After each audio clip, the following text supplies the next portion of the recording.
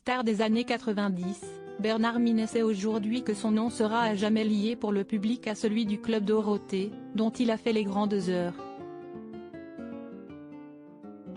Mais s'il est désormais un peu plus dans l'ombre, pas question pour le sexagénaire de prendre une retraite bien méritée, toujours sur scène à 69 ans, qu'il fête ce mercredi. Celui-ci multiplie concerts et albums de ses plus grands tubes, pour la plus grande joie des trentenaires nostalgiques. Il faut dire que si le public est toujours au rendez-vous, en coulisses, si est-il la même personne qui le soutient depuis désormais plus de 51 ans, sa femme, fidèle jusqu'au bout.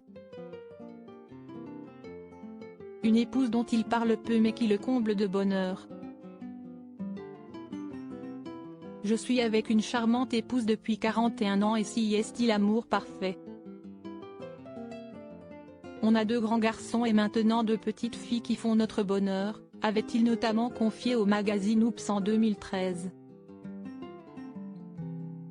Et si l'on calcule bien, cela signifie que tous les deux se connaissent depuis l'âge de 18 ans.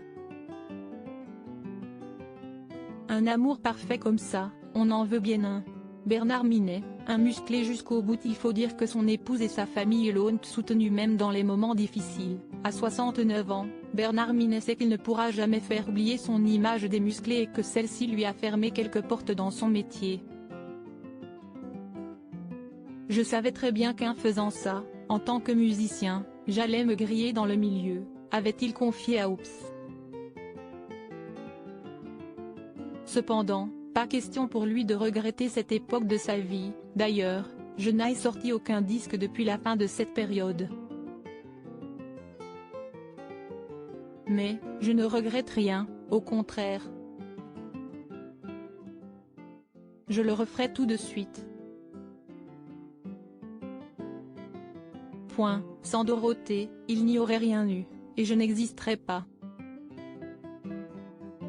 En revanche, si sa femme et sa famille sont toujours là pour lui, ses fils, nés en pleine folie des musclés, n'ont pas toujours bien vécu leur place auprès du chanteur.